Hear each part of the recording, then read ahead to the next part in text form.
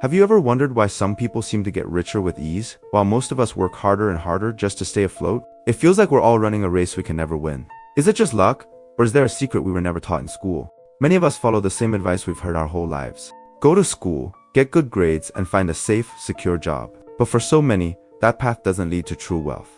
It leads to a lifetime of bills, debt, and the constant stress of living paycheck to paycheck. It leads to the rat race. What if that advice was completely wrong? What if the very thing we believe will make us secure is actually trapping us?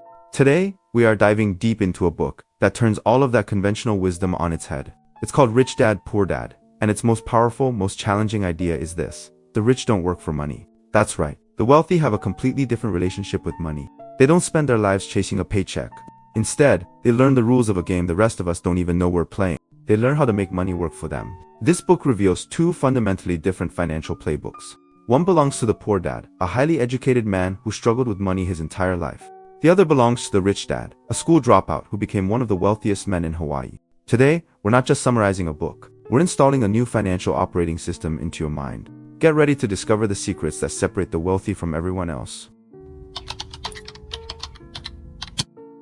In the introduction, we talked about the radical idea that the rich don't work for money. This sounds impossible, doesn't it? After all, don't we all need a job to survive? To really understand this, we have to go back to the very beginning. We have to see how the author, Robert Kiyosaki, learned this lesson as a 9-year-old boy. His story isn't just a story. It's a blueprint that reveals the fundamental trap that keeps most people financially stuck for their entire lives. The story begins with a feeling many of us know all too well. The feeling of being left out because you don't have enough money.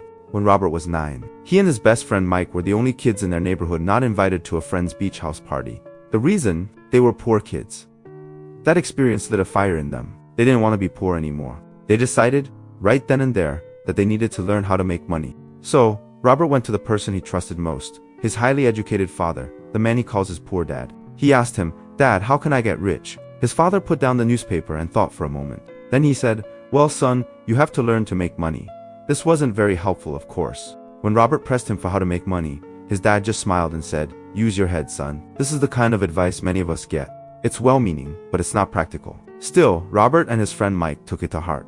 They decided to use their heads. Their first business venture was quite creative. Back then, toothpaste tubes were made of lead. They went door to door, collecting all the used tubes they could find. Their plan was to melt the lead down in a furnace in their driveway and pour it into plaster molds. They were going to mint their own 5-cent coins. They set up a whole production line and were incredibly proud of their work. They were literally making money until Robert's dad came home and saw what they were doing. He patiently explained to two very confused little boys that what they were doing was called counterfeiting, and it was highly illegal. Their first business empire came to a crashing halt on its very first day. But his poor dad said something that changed everything. He looked at them, covered in soot and smiling proudly over their lead coins, and he wasn't angry. He said, "Boys, I'm proud of you. Most people just talk about getting rich. You actually did something. Don't give up."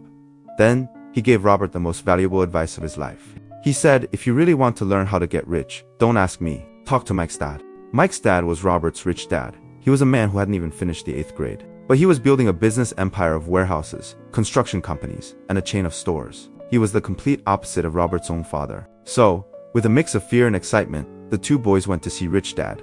Rich Dad listened to their story. He didn't just give them a secret formula. Instead, he made them an offer. He said, "I will teach you, but I won't teach you in a classroom. That's how your dad teaches. I will teach you by having you work for me. If you don't work for me, I won't teach you." He believed that life teaches you best, and he wanted to teach them through experience, not lectures. The job was at one of Rich Dad's small grocery stores. Their task was simple. For 3 hours every Saturday, they had to dust the canned goods on the shelves. And the pay is 10 cents an hour. Even back then, this was an insultingly low wage. A single comic book cost 10 cents. For 3 hours of boring, tedious work, Robert earned just enough to buy 3 comic books. He had to give up his Saturday baseball games for this. But he wanted to learn the secret to getting rich, so he took the deal. For 3 weeks, the boys worked. They would take the cans off the shelf, dust them with a feather duster, and put them back neatly. It was mind-numbing. With each passing week, Robert grew more frustrated. He felt like he was being exploited. This wasn't learning. This was cheap labor. Rich Dad hadn't even shown up to teach them anything. He felt used, cheated, and angry. By the 4th week, he had enough. He was ready to quit. He stormed into Rich Dad's office, ready for a confrontation. He told Rich Dad that he was greedy, that he was breaking his promise, and that he was a terrible boss for exploiting kids. He demanded a raise to at least 25 cents an hour. Rich Dad sat back and listened calmly. When Robert was finished with his tirade, Rich Dad smiled. He said, "Good, in less than a month. You're starting to sound like one of my employees." He then explained that this entire experience was the first lesson. He said that life is the best teacher. Life doesn't talk to you, it just pushes you around. And with every push, life is saying, "Wake up. There's something I want you to learn." He told Robert that he wanted him to get angry. He wanted him to feel that frustration. Because that feeling is what traps most people. He explained that most people's lives are controlled by two powerful emotions, fear and greed. First, the fear of not having enough money forces them to get a job and work hard. Then, once they get a paycheck, the emotion of greed, or desire, kicks in. They see all the wonderful things they can buy. This creates a pattern. They get up, go to work, pay their bills. They get up, go to work, and pay their bills again. Their lives are run by the fear of being broke and the desire for a bigger paycheck. This pattern, he said, is the rat race. The paycheck is like a carrot dangling in front of a donkey. The owner dangles the carrot, and the donkey pulls the cart, chasing something it will never catch. This was the moment of truth. Rich Dad then made a second, even more shocking offer. He looked at Robert and said, "Now, if you want to learn how to get out of the rat race, come work for me. But this time I won't pay you anything, zero." Robert couldn't believe his ears. He had just come in to demand a raise, and now he was being asked to work for free. It seemed cruel and insane. But Rich Dad explained, "If you can learn this lesson, you will become a rich and happy young man. If you don't, you will spend your life blaming your boss, your low pay, or your job for your problems. You'll spend your life waiting for a big break that never comes." Reluctantly, Robert and Mike agreed to keep working for free. For the next 3 weeks, they dusted cans for 3 hours every Saturday without earning a single dime. It was a difficult test, but something strange happened. Without the tiny 10-cent carrot dangling in front of them, their minds started to change. They were no longer focused on the wage. They had to open their eyes and start thinking. They started looking for opportunities. And then one day they found one. Robert noticed that the store manager, Mrs. Martin, would take old comic books that hadn't sold, tear off the front cover, and give the cover back to the comic book distributor for a credit. The rest of the comic book, the actual stories and pictures, she would just throw in a cardboard box as trash. A light bulb went on in Robert's head. He asked the distributor if he and Mike could have the old comics. The distributor was happy to give them away for free. His only condition was that they could not resell them. So Robert and Mike took the hundreds of worthless comic books and carried them over to Mike's house. In an empty room in the basement, they opened a business. They created a comic book library. They charged the neighborhood kids an admission fee of 10 cents. For that one dime, a kid could come in and read as many comics as they wanted for 2 hours straight. For the local kids, this was an amazing deal. They could normally only buy one comic book for 10 cents. Now, they could read 5 or 6 in an afternoon. The business was an instant success. They hired Mike's younger sister to be the librarian, paying her $1 a week. Their little library was open for a few hours after school each day. On average, it was bringing in $9.50 per week. This was a massive amount of money compared to the 30 cents they used to earn for 3 hours of hard labor. But the most important part of this discovery was not the money. It was the system. The comic book library was making money for them even when they weren't physically there. They had created something that generated income without their direct effort. They had finally understood the lesson. They had stopped working for money. Instead, they had built their very first asset, and it was making money work for them. This single experience taught them the foundational difference between the mindset of the poor and the mindset of the rich. And it's the first crucial step toward getting out of the rat race. In the last part, we saw how young Robert and Mike stumbled upon their first taste of financial freedom. Their comic book library was a brilliant little business. It taught them the incredible feeling of making money work for them. But let's be honest, finding one clever idea, like a comic book library, isn't enough to build lasting wealth. If it were that simple, everyone with a good idea would be a millionaire.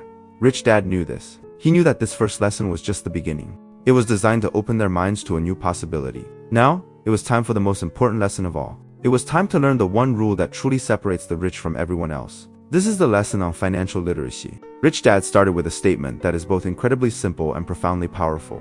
He said, "It's not how much money you make that matters. It's how much money you keep."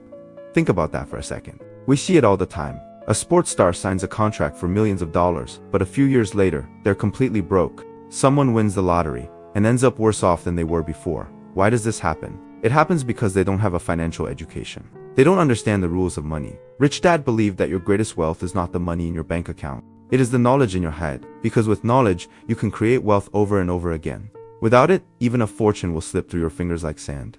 So, what is the core of this essential knowledge? Rich Dad boiled it all down to one single, unbreakable rule. He said you must know the difference between an asset and a liability, and you must buy assets. That's it. If you want to be rich, you spend your life buying things that put money into your pocket. If you want to be poor or middle class, you spend your life buying things that take money out of your pocket. Now this might sound too simple, but the truth is, most people, even highly educated adults, are confused about this. They don't know the real difference between an asset and a liability. Rich Dad's definitions cut through all the confusion. Forget the complicated definitions you might find in an accounting textbook. His definitions are based on cash flow. It's all about the direction the money is moving. An asset, he said, is anything that puts money in your pocket. A liability is anything that takes money out of your pocket. That's the entire rule. To show the boys what this looked like in real life, he drew simple diagrams. These diagrams showed the cash flow patterns of a poor person, a middle-class person, and a rich person. The pictures told a story. First, he drew the cash flow of a poor person. It's a very simple story. A person has a job. The job generates income in the form of a paycheck. That paycheck then immediately flows out to pay for expenses. Things like taxes, rent, food, transportation, and clothes. The money comes in, and it goes right back out. There is nothing left to put into an asset column. Their financial life is a constant struggle for survival. Next, he drew the cash flow of a middle-class person. This story is a bit more complex, and it's the one that traps most people. The middle-class person also has a job that provides a good income, often a much higher income than a poor person's. But as their income increases, something else increases too, their liabilities. They use their income to buy things they think are assets. They buy a bigger house. They buy a nicer car. They accumulate credit card debt and other loans. So their cash flow looks like this. The income from their job comes in, but then it flows out to pay for all their liabilities. The mortgage payment on the house, the car payment, the student loan payments, the credit card payments. These liabilities take money out of their pocket every single month. So even though they earn more money, their expenses also rise. This is the very definition of the rat race.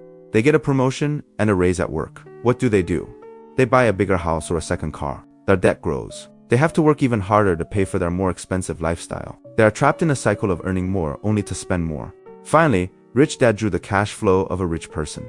This picture was completely different. The rich person's story doesn't start with a job.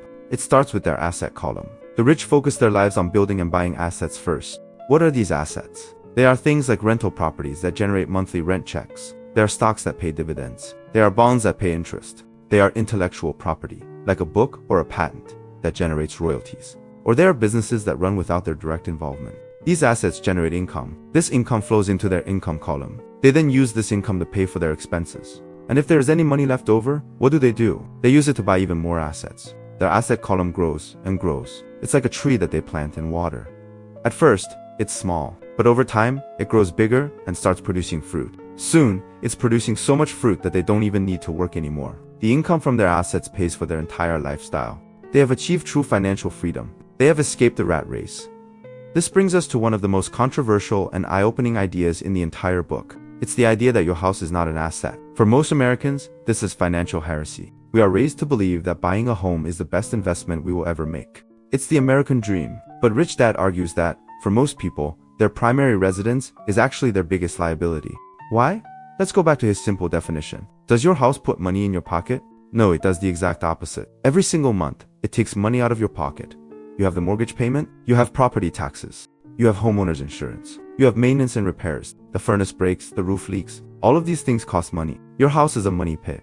Now, Rich Dad wasn't saying that you should never buy a house. What he was saying is that you must understand the financial reality of it. You must not mistake a liability for an asset. The middle class buys the house with their own hard-earned money and often takes on a 30-year mortgage. They become trapped. The rich, on the other hand, do it differently. They first focus on building their asset column. They buy rental properties or build a business. They wait until the cash flow from their assets is large enough to easily cover the costs of their dream home. In other words, their assets buy their house for them. The house is a reward for being a smart investor, not the first step in a lifetime of debt. Understanding this simple but profound difference is the foundation of building wealth. It changes how you see the world. You start looking at every dollar you spend differently. You start asking yourself, is this dollar buying me an asset, or is it buying me a liability? When you go to buy a new phone or a new car, you recognize it for what it is, a liability that will lose value and cost you money. When you invest that same money in a stock that pays a dividend or a property that generates rent, you are buying an asset that will work to make you richer. This is the shift in mindset that can change your financial life forever. It's the real reason why the rich get richer. They are playing a different game, guided by one simple rule.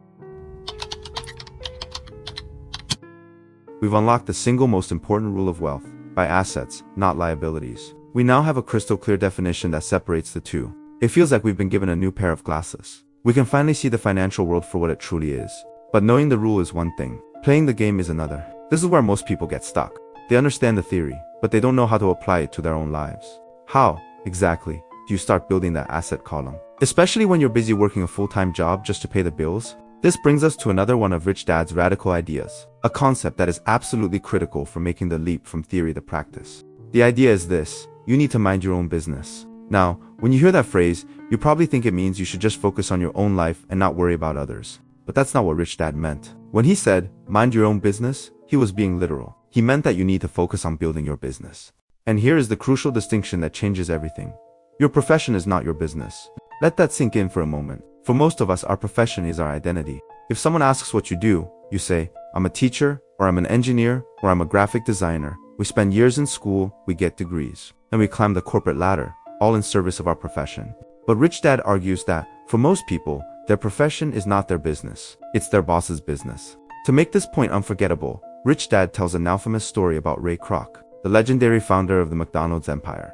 One day, Ray Kroc was giving a speech to a class of MBA students at a top university. After the speech, he joined the students for a drink at a local bar. He looked around at these bright, ambitious future business leaders and asked them a simple question. What business am I in? The students all laughed. It seemed like a trick question with an obvious answer. One of them confidently replied, Ray, who in the world doesn't know that? You're in the hamburger business. Ray Kroc chuckled. That's what I thought you would say. He paused, then said, Ladies and gentlemen, I'm not in the hamburger business. My business is real estate. Imagine the confusion in that room. Here was the man who built a global empire on selling billions of hamburgers, and he was telling them his business wasn't hamburgers. Ray Kroc went on to explain. He knew that the product, the hamburger, was the core of the franchise operation. But he also knew that the long-term wealth, the real financial foundation of the McDonald's Corporation, was not in the burgers. It was in the land. The business was set up so that every single McDonald's franchise location had to be on a piece of real estate that was owned by the McDonald's Corporation. The franchisee, the person who actually operated the restaurant and sold the hamburgers, was also paying rent to Ray Kroc's company. Today, McDonald's is one of the largest single owners of real estate in the world. They own some of the most valuable intersections and street corners in America and across the globe. This story perfectly illustrates the difference between a profession and a business. The profession of a McDonald's franchisee is selling hamburgers, but the business of the McDonald's Corporation is accumulating income-producing assets, in this case, real estate. This is the trap that so many of us fall into. We spend our entire lives working hard in our profession. We become excellent teachers, skilled programmers, or dedicated managers. But we are so focused on our job that we forget to mind our own business. We spend our lives making someone else rich. We make our employer rich. We make the government rich through taxes. And we make the bank rich through the interest on our mortgage and credit cards. We work for everyone else, but we never work for ourselves. So, what is your business? Your business is your asset column. It's the part of your financial life that you own and that generates income for you, independent of your job. Rich Dad listed several categories of true assets that you should focus on acquiring for your business. First, there are businesses that you own but that do not require your physical presence to operate. You own them, but they are managed or run by other people. If you have to work there every day, it's not a business. It's another job. Second, there are stocks in other companies. Third, there are bonds. Fourth, there is income-generating real estate. This is not the house you live in. These are rental properties, apartment buildings, or commercial properties that put cash in your pocket every month. Fifth, there are notes, or IOUs, where people owe you money and are paying you interest. Sixth, there are royalties from intellectual property like music, books, or patents. And finally, there is anything else that has value, produces income, and has a ready market where you can easily sell it. The path to wealth then is to keep your day job. That's your profession, and use the income from that job to start buying assets for your business. This requires incredible discipline. When you get a raise or a bonus, the temptation is to upgrade your lifestyle. You want to buy a new car or go on an expensive vacation. These are liabilities. The middle-class person takes their raise and buys a liability. The person with a rich mindset takes their raise and buys an asset. Think about it this way. A new car is a wonderful thing to have. But the moment you drive it off the lot, it loses a huge chunk of its value. It costs you money every month in insurance, gas, and maintenance. It is a pure liability. Now, imagine instead of buying that car, you took that same money and bought a small rental property. That property might put a few $100s in your pocket every month after all expenses are paid. It is a pure asset. You keep your job as a teacher or an engineer. You work hard and you do a good job, but you start channeling a portion of your paycheck every single month into your asset column. Maybe you start small, buying some dividend-paying stocks. Then, you save up for a down payment on that first rental property. The income from those assets starts to grow. You then use that new income to buy even more assets. Your business starts to build momentum. This is how the rich handle luxuries. A middle-class person buys a luxury item, like a boat or a diamond necklace, with their own money or, even worse, with credit card debt. They are digging themselves into a deeper financial hole. The rich do it completely differently. They want the boat, but instead of buying it directly, they first focus on building their asset column. They might buy an apartment building. Then, they used the cash flow generated by the apartment building to go out and buy the boat. In essence, their asset bought the luxury for them. The luxury was a reward for building a successful business, not a drain on their personal finances. This is the core of minding your own business. It is a fundamental shift in your financial focus. You stop thinking only about your paycheck. You start thinking about your asset column. You realize that your job is temporary. It's what you do to survive in the short term. But your business, your collection of income-producing assets, is your key to freedom in the long term. It's what will eventually allow you to walk away from the rat race for good. Alright, we've laid down a solid foundation. We know we need to stop working for money and start making money work for us. We know the golden rule is to buy assets, not liabilities. And we understand that our true financial goal is to mind our own business by building that asset column. This is a powerful plan. But as you start to succeed, as your asset column begins to grow and generate real income, you will run into a new and powerful enemy. This enemy works silently, and it can destroy your wealth faster than anything else. That enemy is taxes. You work hard at your job. You take risks to invest your money.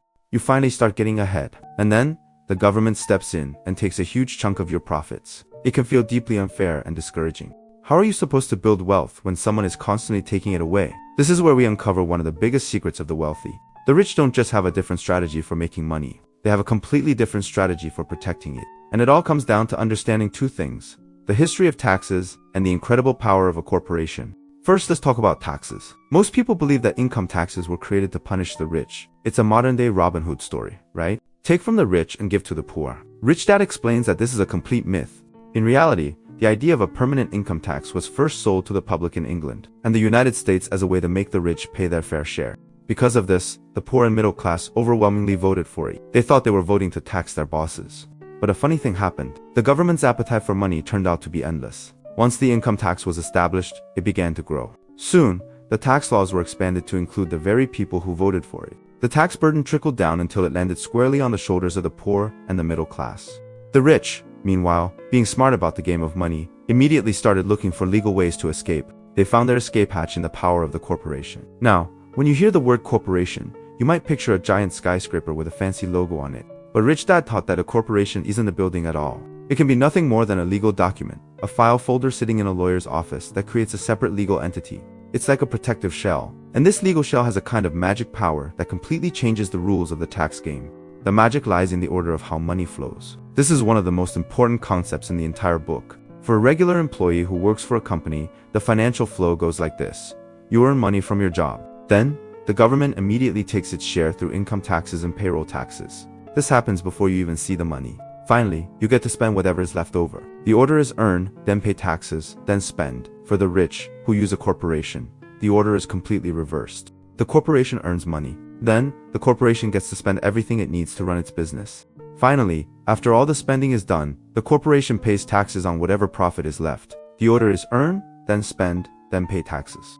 This small change in sequence makes a world of difference. It's the difference between walking uphill in a snowstorm and skiing effortlessly downhill. Let's look at what this means in practice. The key is in how the government defines a legitimate business expense. The tax code is written to encourage business investment. So, a corporation can legally spend money on things that help it operate and grow, and it can do this with pre-tax dollars. Rich Dad would give examples like this. Let's say you need to travel. If you are an employee, you have to pay for your vacation to Hawaii with your after-tax salary. That means if you want to spend $5,000 on the trip, you might have had to earn $7,000 or more before taxes to have that $5,000 left to spend. But if you have a corporation, and you hold a legitimate board meeting or a business conference in Hawaii, the costs of the travel and lodging can become a legal business expense. Your corporation pays for it with pre-tax money. The same goes for a car. As an employee, you buy your car with what's left of your paycheck after taxes. If you own a business, a portion of your car expenses the payments, the gas, the insurance can be written off as a business expense, paid for by the corporation with pre-tax dollars. Business lunches, certain electronics, even health insurance premiums can be legitimate expenses. Let's be perfectly clear. This is not about illegal tax evasion. This is about legal tax avoidance. It's about understanding the rules of the game. The government creates tax loopholes and incentives on purpose. They want people to start businesses, create jobs, and provide housing. The tax code is a set of incentives. The rich simply study these incentives and use them to their advantage. The middle class, on the other hand, earns money, pays the highest possible tax rate, and then tries to live on what's left. But the power of the corporation doesn't stop with taxes. It also provides a powerful shield for your assets. Rich Dad always said that the wealthy control everything but own nothing. What did he mean? He meant that they don't hold valuable assets in their own personal name. If you own a dozen rental properties under your name, and someone slips and falls at one of them and decides to sue you, all of your personal assets are at risk. They can come after your house, your savings, everything. The rich protect themselves by holding their assets inside their corporations or trusts. The corporation owns the rental properties. The corporation owns the stock portfolio. This creates a legal firewall. If a lawsuit happens, it's a lawsuit against the corporation, not against you personally. Your other assets, held in other corporations, and your personal assets are protected. This is how the wealthy build fortresses around their fortunes, ensuring that one stroke of bad luck can't wipe them out. This all comes back to what Rich Dad called your financial IQ. It's a combination of 4 key skills: accounting, or the ability to read numbers; investing, the science of making money; understanding markets, the law of supply and demand; and finally, the law. Understanding the tax advantages and the protection offered by a corporation is one of the most advanced and most powerful areas of financial intelligence. It's a superpower that allows the rich to accelerate their wealth building at a speed that employees can only dream of. They aren't just playing the game better. They are playing a completely different game, with a different set of rules that are available to anyone who takes the time to learn them. We've covered some incredible ground so far. We know the rich don't work for money. They buy assets, they mind their own business, and they use corporations to legally shield their wealth from taxes. It feels like we've been given the secret rulebook to a game we never knew existed. But there is one final level to this game. It's a level of financial intelligence so high that it looks like magic to the outside world. It's the ability not just to find good investments, but to literally invent money. This sounds impossible, right? Money isn't something you can just create out of thin air. But Rich Dad taught that this is exactly what the most sophisticated investors do. They don't wait for good deals to fall into their lap. They create deals where none seem to exist before. And the tool they use to perform this magic is the single most powerful asset any of us will ever have: our mind. Rich Dad always said, your mind is your greatest asset. If you train it well, it can create unlimited wealth. If you don't, it can create a lifetime of debt and struggle. This cuts right through the common excuse that you need money to make money. That's what people with a poor mindset believe. People with a rich mindset know that what you really need is a creative idea and the courage to act on it. Financial intelligence is far more important than cash in the bank. This is why traditional school smarts don't always translate to real-world wealth. The school system often rewards people for not making mistakes. It teaches us to fear failure. But in the real world of money, you can't succeed without taking calculated risks. You can't learn without making mistakes. Rich Dad believed that true financial genius was a combination of technical knowledge, like accounting and investing, and raw courage. It's the courage to take action when everyone else is paralyzed by fear. It's the courage to see opportunity when everyone else sees only risk. To show how this works in the real world, Robert Kiyosaki shares a powerful story of how he personally invented money early in his investing career. It's a perfect case study of how to create something from nothing. The story takes place in the early 1990s. The real estate market in Phoenix, Arizona, had just crashed. Panic was everywhere. People were losing their homes and their life savings. The news was filled with stories of doom and gloom. For the average person, this was a terrifying time to even think about real estate. But Robert had been trained by Rich Dad to see things differently. He knew that in times of great chaos, there is also great opportunity. He wasn't looking for risk, he was looking for value. He found an opportunity in the foreclosure listings. A small house that was easily worth $75,000 on the open market was being sold in a foreclosure sale for just $20,000. This was a massive discount, but there was a problem. Robert didn't have $20,000 in cash sitting around. This is the point where 99% of people would give up and walk away. They would say, I don't have the money, and the opportunity would be lost forever. But Robert didn't say, I can't afford it. He asked himself, how can I afford it? This question forced his mind to get creative. He began to structure a deal. First, he needed to lock up the property. To show the seller he was a serious buyer, he needed to put down a deposit. He went to a trusted friend and borrowed $2,000 for just 90 days. He offered to pay his friend $200 in interest for the short-term loan. His friend agreed. With that borrowed $2,000, Robert put down the deposit, which legally tied up the property and gave him time to find the rest of the money. He now controlled a $75,000 asset with only a temporary $2,000 loan. Next, while the property was in escrow, meaning he controlled it but didn't officially own it yet, he immediately took out an ad in the newspaper. The ad was designed to attract a lot of attention. It said something like this: for sale, house valued at $75,000. Get it today for only $60,000. No money down for qualified buyers. His phone started ringing off the hook. He had tapped into the huge pool of people who wanted to own a home but couldn't save up for a traditional down payment. He quickly found a qualified buyer. Once the buyer was in place, the deal moved forward. At the closing, the buyer's new bank loan paid off the original $20,000 that Robert owed on the foreclosure. Robert immediately paid his friend back the $2,000 loan, plus the $200 in interest he had promised. But it gets even better. Robert also charged the new buyer a $2,500 fee for processing the transaction. So, he had already made a profit, but the real invention of money was in how the deal was structured. The final price was $60,000, but the buyer's bank loan only covered the original $20,000 foreclosure price. So where did the other $40,000 come from? Robert created it. He had the buyer sign a promissory note. This is a legal document, an IOU, where the buyer promised to pay Robert the remaining $40,000 over time with interest. In that single transaction, Robert had literally invented a new asset. That $40,000 note went directly into his asset column, and it paid him passive income every single month. He had created a stream of cash flow out of thin air, using his financial knowledge and a little bit of courage without spending a single dollar of his own long-term capital. This story is the essence of inventing money. Rich Dad explained that there are two main types of investors in the world. The first and most common type is the investor who buys packaged investments. These are the people who call a stockbroker to buy stocks, or who put their money into a mutual fund or a real estate investment trust. It's a clean, simple, hands-off way to invest. There is nothing wrong with it, but you are buying a retail product, and your control and potential returns are limited. The second type is the professional investor. This is the investor who creates or assembles their own deals. They are the ones who actively hunt for opportunities, who raise money from others, and who put the different pieces of the puzzle together to create a profitable investment. This requires a much higher level of financial intelligence. It requires you to understand financing, negotiation, and law. But the potential rewards are infinitely greater. This is the type of investor who can truly invent money. Rich Dad's goal was to train Robert and his son to become this second type of investor. He taught them that good opportunities are not seen with your eyes. They are seen with your mind. It's about training your brain to recognize value where others see nothing. It's about having the financial literacy to structure a deal creatively and the courage to pull the trigger. This is the highest level of the financial game, where you are no longer just a player. You are a creator.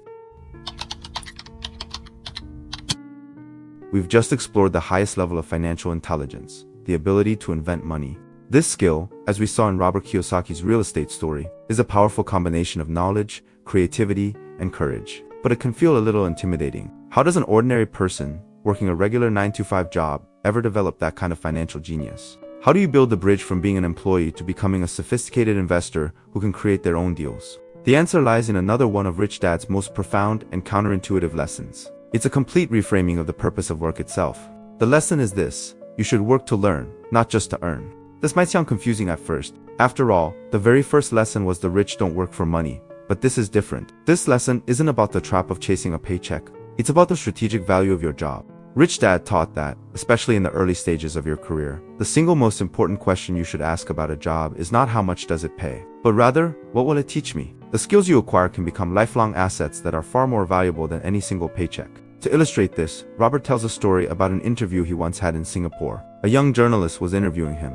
She was sharp, a talented writer, and she was ambitious. During their conversation, she confessed that her true dream was to become a best-selling author just like him. She said she had written a beautiful and powerful novel, but she was frustrated because it wasn't selling. Robert was impressed by her writing in the newspaper, so he gave her some honest advice. He looked at her and said, "You have a great style, but if you want to be a best-selling author, you should take a course on sales." The journalist was visibly offended. Her face hardened. "You're not serious, are you?" she asked. She went on to explain that she had a master's degree in English literature. She was a trained professional, an artist. In her mind, salespeople were greedy, crass people who only thought about money. "I would never stoop so low as to learn how to sell," she said with disdain. Robert calmly picked up a copy of his book from the table and pointed to the cover. He said, "You see this? It says best-selling author. It does not say best-writing author." He explained that he was probably a mediocre writer at best, but he was an excellent salesperson and marketer. Her incredible talent for writing was being wasted because she couldn't get her work into the hands of the public. Her pride and her deep specialization in the craft of writing was the very thing holding her back from achieving her dream. She knew how to write, but she didn't know how to sell. This story reveals a dangerous trap that many smart, talented people fall into: the trap of over-specialization. Our entire education system is designed to push us down this path. It tells us to pick a field, become an expert, and get a safe, secure job. And this can lead to a good income for a while, but Rich Dad saw it as a financial vulnerability. He would use the example of airline pilots. Pilots are highly trained specialists who get paid very well for their specific skill of flying a plane, but that skill doesn't transfer easily to other professions. If a pilot gets laid off because of airline cutbacks or new technology, their high income vanishes overnight. They are often left with few other marketable skills to fall back on. Their greatest strength becomes their greatest weakness. The key to long-term wealth is not to become a master of one tiny craft. It's to develop a range of essential business skills. Rich Dad encouraged Robert to work in different departments of his companies. He had him work in accounting to understand the numbers. He had him work as a busboy and a waiter to understand customer service. He even had him work in sales, The goal wasn't for him to become an expert accountant or salesperson. The goal was for him to understand how all the different parts of a business system work together. So, what are the most critical skills you should be trying to learn? Rich Dad emphasized a few key areas. First and foremost is sales and marketing. The ability to sell is the number one skill for success in life. Whether you are selling a product, a service, an idea, or even yourself in a job interview, your success depends on your ability to communicate and persuade. Many people are terrified of selling because they are terrified of rejection, but learning to overcome that fear is a superpower. This leads to the second skill, communication. This includes writing, speaking, and negotiating. The world is full of people with brilliant ideas who can't communicate them effectively. If you can't get your idea across to others, it's worthless. Third is leadership. Building a business requires you to work with people. Can you inspire a team? Can you manage different personalities and bring out the best in them? This is a skill you can learn by observing managers at your job or by volunteering to lead a project. Your job should be your personal training ground. Look at your current position right now. Beyond your daily tasks, what are you really learning? Are you developing your communication skills? Are you learning how to manage a budget? Are you getting experience in marketing? If the answer is no, you might want to consider a change. It might even be worth taking a lower paying job if it gives you direct experience in a critical area like sales. Think of it as getting paid to go to college. The paycheck from your job will pay your bills today, but the skills you learn will build your fortune tomorrow. Stop seeing your job as just a source of income. Start seeing it as a platform for learning the skills that will eventually allow you to build your own business, mind your own business, and finally achieve true and lasting financial freedom. The paycheck is a short-term reward. The skills are the assets that will pay you dividends for the rest of your life. So here we are. We have the complete blueprint from Rich Dad. We know the rules of the game. We know the strategies of the wealthy. We have the map that shows us how to get from the rat race to a life of financial freedom. It seems so clear. And yet, a critical question remains. If the path is this clear, why isn't everyone rich? Why do so many people read this book, nod their heads in agreement, and then go right back to their old lives of financial struggle? The answer is that knowing the map is not enough. You still have to walk the path. And along that path, there are powerful enemies waiting to stop you. But these enemies aren't external. They aren't a bad economy or a lack of opportunity. Rich Dad taught that the biggest obstacles we will ever face are the ones that live inside our own minds. Today, we're going to identify these 5 powerful internal enemies, and we're going to learn how to defeat them. The first and most powerful enemy is fear. Specifically, the fear of losing money. No one likes to lose money. It's a painful feeling. Even rich people hate losing money. But the fundamental difference between a rich person and a poor person is how they handle that fear. A person with a poor mindset is so terrified of losing $1 that they never take any risks at all. They keep their money in a savings account where it's safe, but where it's also being eaten away by inflation. They play not to lose, which means they can never truly win. Their fear keeps them poor. A person with a rich mindset understands that losing is a part of winning. You cannot learn to ride a bike without falling down a few times. You cannot become a great investor without making some bad investments along the way. Rich people aren't afraid of losing. They are afraid of missing an opportunity. They manage their fear, learn from their mistakes, and move forward. Rich Dad loved the attitude he saw in Texas, where he said, "Texans don't bury their failures. They get inspired by them. They see a loss, not as a catastrophe, but as an expensive lesson." The key is to start small, learn the game, and treat every loss as tuition you pay for your financial education. The second enemy is cynicism. This is that nagging voice of doubt, both from inside your own head and from the people around you. It's your inner Chicken Little that's always screaming, "The sky is falling." The cynic is the person who always has a reason why something won't work. When a great investment opportunity comes along, the cynic says, "That's too risky," or "The market is about to crash," or "That sounds too good to be true." Rich Dad gives the perfect example of the cynic who says, "I don't want to invest in real estate because I don't want to have to fix toilets." The cynic latches onto one small, negative detail and uses it as an excuse to do nothing. They allow a minor problem to block them from a major opportunity. A winner, on the other hand, hears "I don't want to fix toilets," and thinks, "Great, I'll hire a good property manager to handle the toilets for me." A cynic criticizes. A winner analyzes. You have to learn to silence that inner cynic and the doubters around you. Don't let their fear become your reality. The third enemy is laziness. Now, this isn't just about sitting on the couch all day watching TV. The most dangerous form of laziness is a lot more subtle. It's the laziness of being too busy. We all know people like this. They work hard at their jobs all day. They come home, take care of their families, and feel exhausted. When it comes to their own finances or their health, they say, "I'm just too busy," or "I'm too tired." They use their busyness as an excuse to avoid the things they know they should be doing. They are active in their profession, but lazy when it comes to their own business. Rich Dad's cure for this was simple: a little bit of greed. Now, he didn't mean the bad kind of greed that hurts other people. He meant allowing yourself to want something better. It's about fighting off apathy by asking yourself, what's in it for me?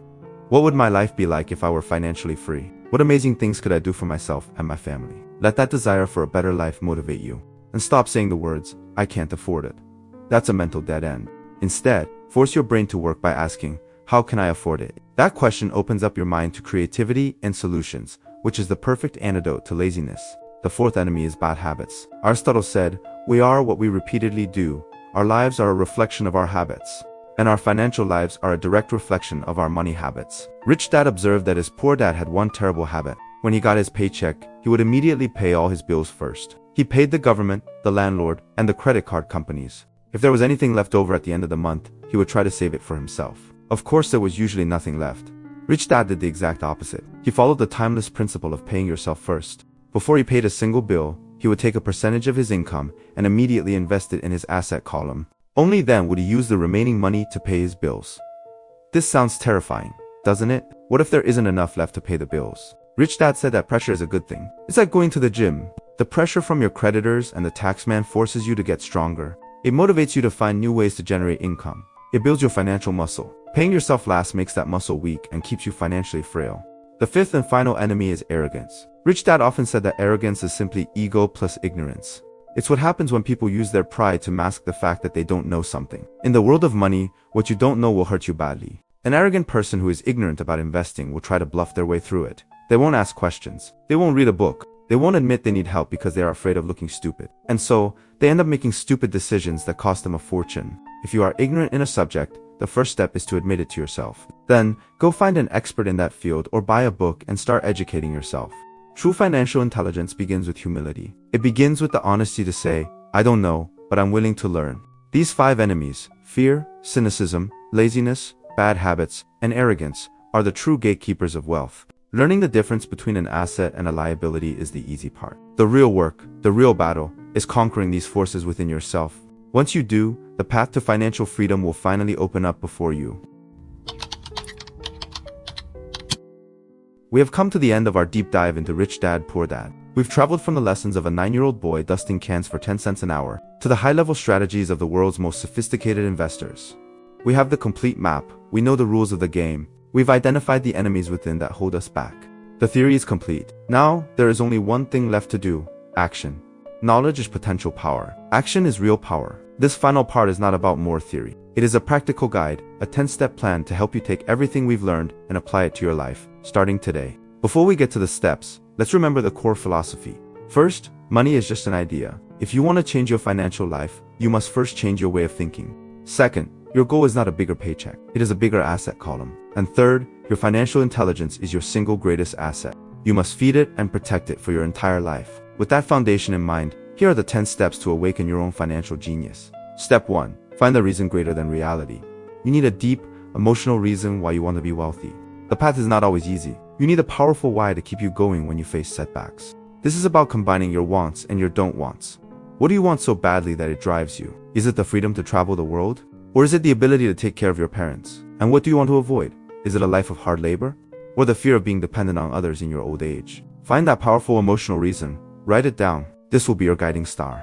Step 2. Make daily choices. Every single day, with every single dollar you possess, you have the power to choose your future. With each dollar, you are casting a vote to be rich, poor, or middle class. Our spending habits reflect who we are. So, make conscious choices. Choose to invest in your own education first. Buy a book instead of a fancy coffee. Attend a financial seminar. Choose to spend time with friends who talk about investments, not just celebrity gossip. Your future is created by the small choices you make every single day. Step 3. Choose your friends carefully. This is the power of association. The people you spend time with have a massive impact on your thinking and your success. If you spend your time with people who are financially negative, who complain about money and criticize those who are successful, their attitude will rub off on you. Consciously seek out friends you can learn from. Find people who are actively playing the game of investing. You don't have to drop your old friends, but make a deliberate effort to expand your circle to include people who will lift you up. Step 4. Master one formula, then learn a new one. The world is changing faster than ever before. What made people rich yesterday might not work tomorrow. To get started, pick one investment strategy and master it. Maybe it's buying small single-family homes as rentals. Or maybe it's investing in dividend growth stocks. Learn everything you can about that one formula, but never stop learning. Once you've mastered one, start learning the next. In this new world, it's not what you know that counts, but how fast you can learn. Step 5. Pay yourself first. We've covered this before, but it is so important, it must be a core step. This is the power of self-discipline. Before you pay your rent, your car payment, or your credit card bill, you must pay yourself. Take a portion of your income right off the top and put it directly into your investment accounts. This will create pressure. You might not have enough to pay your bills. Good, that pressure will force you to get creative, to find new sources of income, to strengthen your financial muscles. It is the single most powerful habit for building wealth. Step 6. Pay your advisors well, your team of professionals. Your accountant, your attorney, your real estate broker are critical to your success. Don't be cheap when it comes to good advice. A great professional will make you far more money than they cost you. A bad one will cost you a fortune. They are your eyes and ears in the market, providing expertise in areas you haven't mastered yet. Find the best and pay them what they're worth. Step 7. Be an Indian giver. This is a perhaps outdated phrase for a timeless concept, getting a rapid return on your investment. When you look at a deal, the first question you should ask is, how quickly do I get my initial investment back? A sophisticated investor aims to get their seed money back as fast as possible, so they can roll it into the next deal, all while still owning the original asset, which continues to produce cash flow. Step 8. Use assets to buy luxuries. This is the power of focus. If you want a new car or a bigger house, do not use your own money or go into debt to buy it. That's the middle class way. Instead, focus first on buying an asset, like a rental property or a stock portfolio.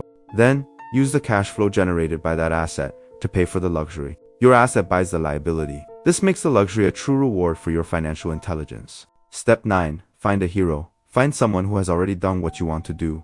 If you want to be a great stock investor, study Warren Buffett. If you want to be a real estate mogul, find a local investor who has a large portfolio and learn everything you can about how they did it. Reading their stories and studying their strategies will not only teach you, but it will inspire you and make your goals feel attainable. Step 10. Teach, and you shall receive.